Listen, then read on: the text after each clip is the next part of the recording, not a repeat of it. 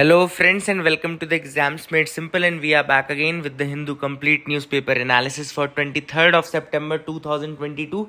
23 सितंबर 2022 का the Hindu newspaper analysis देखेंगे। और नए द हिंदू के जो ये नया द हिंदू का एडिशन आने लगा है, आज फ्राइडे का तो इन्होंने न्यूज़पेपर एनालिसिस बेकार कर दिया, नहीं न्यूज़पेपर ही बेकार कर दिया। जो मैं आपको जितना पढ़ाऊंगा उसके अलावा आप मत देखिएगा, ठीक है ना, ट्रस्ट मी। एंड मैंने वैसे भी the Hindu, PIB, news on AIR, Indian express कहीं कहीं से न्यूज़ इकट्ठे करके आपका वीडियो बनाने के लिए लाया है। तो स्टार्ट करते हैं सबसे पहले तो आज के सवालों के साथ। The terms Chutia, Koch Rajbanshi, Kurmi were seen in news recently are related to which of the following. ये टर्म्स जो मैंने आपको बताए ये किससे रिलेटेड है? Options are A, regional languages of India facing severe threats, religious communities demanding inclusion in the ST list, tributary rivers of Brahmaputra, local fish species containing high amino acids. तो आपको बताने से क्या है, इसका आंसर है communities demanding inclusion in the ST list, ठीक है ना, that is the correct answer. Which of the following countries share their border with Egypt? Egypt के साथ इनमें से कौन सी कंट्रीज बॉर्डर शेयर करती हैं? First is Israel, second is Sudan, third is Jordan, fourth is Libya. आपको बताना है इनमें से कौन सी कंट्रीज बॉर्डर शेयर करती हैं विद द इजिप्ट। तो this is the question, I hope you will try to answer. देखो, जॉर्डन बॉर्डर नहीं शेयर करता, ये एक चीज दिमाग में रखना कि जॉर्डन बॉर्डर शेयर नहीं करता है, और इजराइल बॉर्डर शेयर करता है, लिबिया बॉर्डर शेयर करता है, जॉर्डन बॉर्डर शेयर नहीं करता है। तो इसका करेक्ट आंसर आप मुझे बताइएगा इन द कमेंट सेक्शन में। I hope you will try to answer this question in the comment section में। और एक बार मैप जरूर देखिएगा। और तीसरा सवाल है, which of the following is likely to be the impact of US recession on the Indian economy. अगर US रिसेशन होगा तो इंडियन इकोनॉमी पे क्या पड़ेगा इम्पैक्ट इसका? तो इसका करेक्ट आंसर है कि इंडिया का जो एक्सपोर्ट है that might decrease from that, ठीक है ना, तो इंडिया का export might decrease from that. तो अगर आप लोग बता सकते हैं मुझे रीजन क्यों ऐसा होगा कि इंडिया का एक्सपोर्ट घटेगा, तो that will be a good thing, ठीक है ना। आगे मूव करते हैं न्यूज़पेपर एनालिसिस। सबसे पहली जो न्यूज़ है, व्हाट इज श्रिंकफ्लेशन। तो write down what is shrinkflation. Shrinkflation का मतलब होता है a product down sizes it's quantity while keeping the price same, जैसा पार्ले जी बिस्किट ने किया। आप लोगों को पता है पार्ले जी बिस्किट में पहले जो 4-5 रुपए वाला पैकेट आता था उसमें 16 बिस्किट आते थे। करेंटली जो 4-5 रुपए का पार्ले जी का पैकेट आता है उसमें केवल 8 बिस्किट आते हैं ना। रिसेंटली 3 दिन पहले मैंने एक्सपीरियंस किया।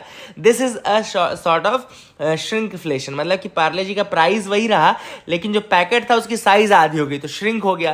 तो the product is down sizing it's quantity while keeping the price at the same level. So this is a shrinkflation. The scoop of ice cream in a container or reducing the number of chips in a packet would count as shrinkflation. तो जैसा कि मैंने आपको बताया कि biscuit के number आपने change कर दिए तो ये shrinkflation है। Shrinkflation occurs when materials or ingredients used to make the product become expensive, but there is intense competition in the market to increase the price. देखो ये shrinkflation कब होता है कि आपका जो इनपुट कॉस्ट है वो तो बहुत ज़्यादा बढ़ गई है। इनपुट कॉस्ट बढ़ेगी तो आपको बिस्किट बनाने का प्राइस बढ़ जाएगा, लेकिन कंपटीशन मार्केट में इतना है कि आप 10 रुपए 20 रुपए का बिस्किट तो नहीं बेच सकते, इसलिए प्राइस आपको वही रखना है। बस आपको हाँ थोड़ा पैकेट की साइज कम करनी पड़ेगी, 16 बिस्किट की हो सकता है 12 बिस्किट करनी, लेकिन पार्ले जी चूंकि बहुत बड़ा ब्रांड है इसलिए उसने सीधे 8 बिस्किट कर दिया, फिर भी लोग उसको खरीद रहे हैं। मुझे तो ऐसे एक्चुअली पार्ले जी पानी के साथ भी बहुत अच्छी लगती है, तो आप लोगों में से अगर कोई पानी के साथ खाया है उसको तो मुझे ज़रूर बताना है। मतलब मेरा फेवरेट है, in fact even more than T I like it with the water. तो मैं तो उसी के साथ खाता था बचपन से, एंड वो मेरा टिफ़िन भी हुआ करता था कई बार। मुझे बहुत पसंद है। आप लोग बताइएगा कि आप लोगों ने खाया है नहीं, या खाया है तो किसको अच्छा लगा किसको ख़राब लगा। तो ठीक है, that is the thing which is important. And shrinkflation can also occur in different ways. For instance, if consumers are aware that the quantity is constantly declining, they will switch to change of brand. So वही वाली बात है कि shrinkflation का impact क्या पड़ता है कि जब लोगों को पता है कि भाई ये अब ऐसा नाटक कर रहे हैं तो सनफीस्ट खा लेंगे कुछ लोग बोलेंगे ठीक है गुड डे ही खा लेते हैं, जब इतनी महंगी गुड डे भी इतनी महंगी है तो हम गुड डे ही ना खा लें, है ना। तो that is how the people will change. दूसरी जो न्यूज़ है वो है India hyper tension control initiative के रिगार्डिंग। तो India hyper tension control initiative क्या है? It was launched in 2017। याद रखिएगा 2017 में India hyper tension control initiative launch हुआ था। 2017 में लॉन्च किसने किया था? It is the collaborative initiative of ministry of health, इसके अलावा Indian council of medical research, इसके अलावा स्टेट गवर्नमेंट्स, इसके अलावा वर्ल्ड हेल्थ ऑर्गेनाइजेशन। तो WHO, ministry of health, Indian council of medical research and government state government, ठीक है ना। तो इन्होंने मिल करके इसको लॉन्च किया बेसिकली, और this was to achieve the government's goal of 25% relative reduction in raised blood pressure by 2025। इसका एम क्या था कि 2025 तक लगभग 25% का रिडक्शन करना in the raised blood pressures, है ना। तो this was to achieve the government's goal of 25% relative reduction in the raised blood pressure by 2025। Nodal mission है बेसिकली IHCI जो है, it's a large scale hypertension intervention under national health mission. तो ये जो intervention है ये भी health mission के अंतर्गत ही आता है, नेशनल हेल्थ मिशन है उसके अंतर्गत ही आता है। अब इसके अंदर क्या क्या स्ट्रेटजीज है बेसिकली, द स्ट्रेटजीज आर की एक तो कुछ सिंपल ड्रग डोसेज स्पेसिफाई करना, second ensuring adequate quantity of protocol medications, कुछ मेडिकेशंस ही करना, decentralisation of care with follow up and refills of medicine at the health wellness centres, ठीक है ना। एंड इसके अलावा ये सारी चीज़ें कि पेशेंट्स के साथ इन्वॉल्व रहना, थोड़ा उनको बताते रहना कि किस तरीके से कुछ लाइफ चेंजेस जो उनको बिहेवियरल चेंजेस करने हैं for keeping the blood pressure under control and all these are the things are there, ठीक है ना। I hope you got clarity. अगली जो न्यूज़ है वो है एप्पल ने एक जो अमेरिकन आपको पता है कंपनी है, टेक्नोलॉजी कंपनी है, it has came up with new version of E SIM का एक नया वर्जन लेकर के आए हैं। ई सिम आपको पता होगा ऑलरेडी वर्किंग है एप्पल की। अगर आपने एप्पल वॉच और आईफोन यूज़ किया है तो आपको पता होगा कि एप्पल वॉच में जो सिम का कंसेप्ट है वो ई सिम का ही कंसेप्ट है, मतलब उसमें आपका नंबर के थ्रू वो करता है, ठीक है ना। That is a very good functionality that is been provided in Apple, क्योंकि आप उसके थ्रू फिर आई वॉच से जो एप्पल वॉच है उसके साथ आप कॉल भी कर सकते हैं, बात कर सकते हैं। अगर आपका फ़ोन स्विच ऑफ हो गया है या आपका फ़ोन टावर नहीं है तो आप फिर एप्पल वॉच का यूज़ करके कर सकते हैं। ई सिम जो है it was first established in 2012, वैसे 2012 में ये कंसेप्ट आ गया था, और it is an embedded SIM. E SIM का मतलब कहता है एम्बेडेड सिम, ठीक है ना। And it essentially has same hardware of a regular SIM card chip, but now it is permanently embedded in the motherboard of a watch और smartphone. तो अब ई सिम का जो पहले जो हार्डवेयर एक नॉर्मल सिम में लगता है वही चिप्स और वही सारी चीज़ें आपकी ई सिम में भी लगती है, लेकिन now it will be permanently embedded in the watch और स्मार्टफोन। तो देखो ई सिम को अब क्या करने लगे वो लोग कि वॉच या स्मार्टफोन में एम्बेड करके रखने लगे, ठीक है ना।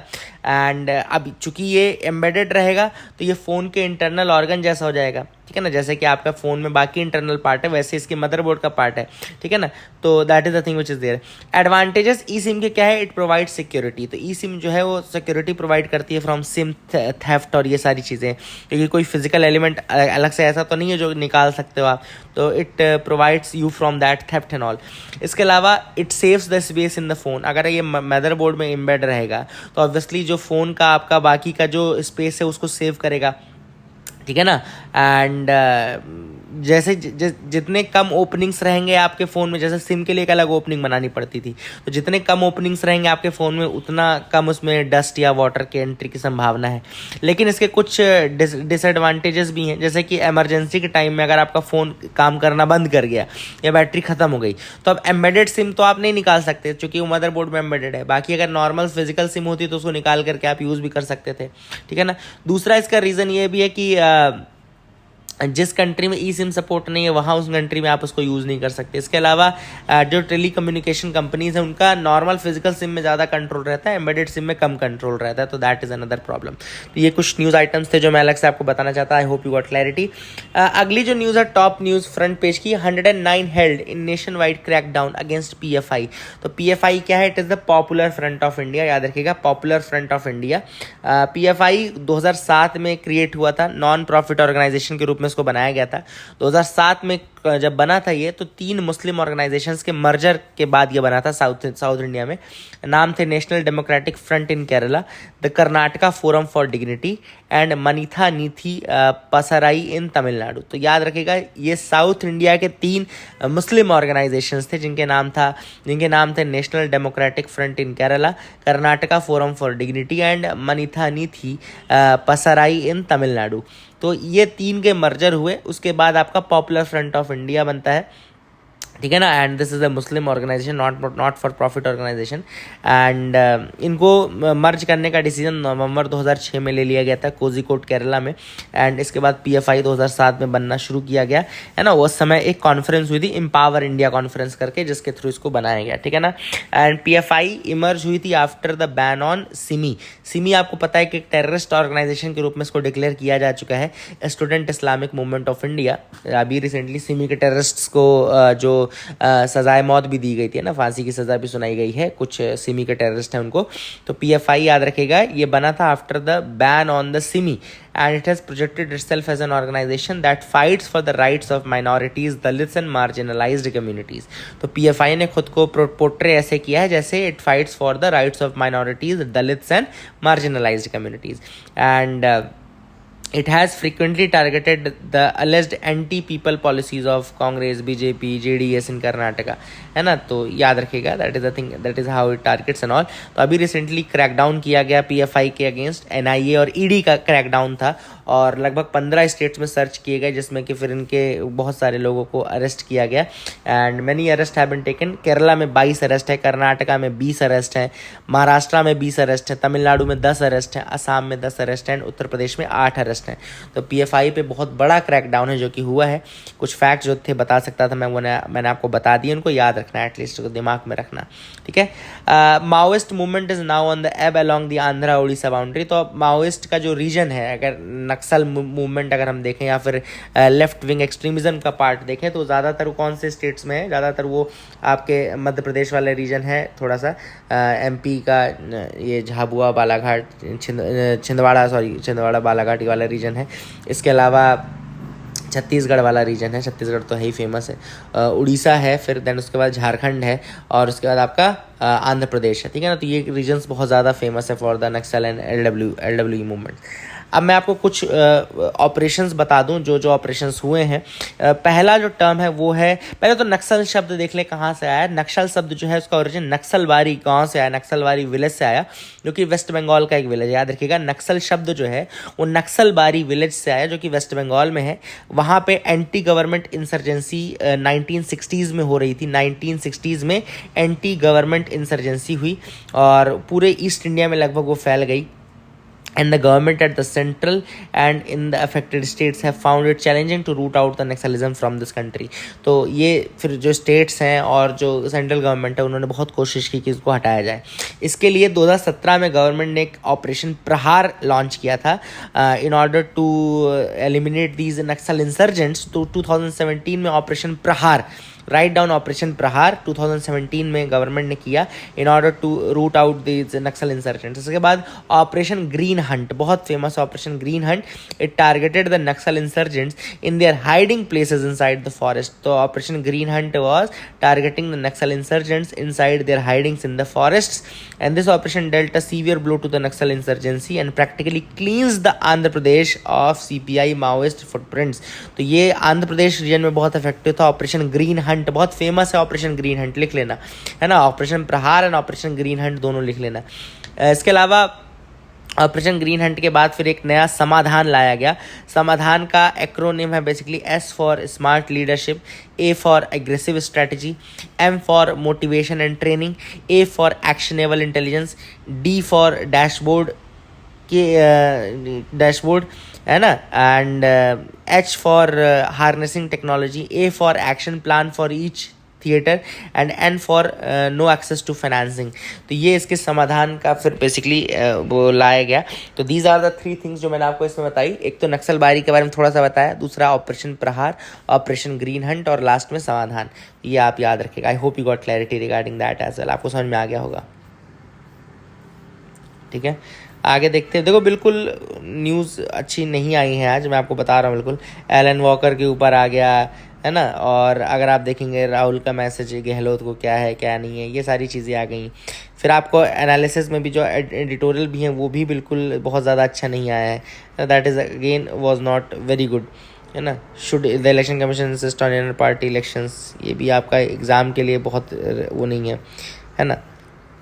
हाँ, यहाँ पे ये देख लेते हैं, analysing the Kyrgyzstan and Tajikistan conflict. तो अगर आप ये देखें, रिसेंटली अगर आप देखें, 100 people have been killed and injured in violent border clashes between Kyrgyzstan and Tajikistan. दोनों ही सेंट्रल एशियन कंट्रीज हैं, आपको पता होना चाहिए, दोनों की दोनों सेंट्रल एशियन कंट्रीज हैं, एंड किर्गिस्तान एंड तजिकिस्तान दोनों में, है ना। Cease fire happened brokered bye Russia, एक रशिया द्वारा सीज फायर किया गया है किर्गिस्तान और तजिकिस्तान के बीच में, ठीक है ना। याद रखिएगा, ये दोनों ही लैंड लॉक्ड कंट्रीज हैं, मतलब कि वाटर से ये सराउंडेड नहीं है, and they are sharing 1000 kilometre border. याद रखिएगा, ये भी याद रखिएगा, they are sharing 1000 long kilometre border, and large part of which is disputed.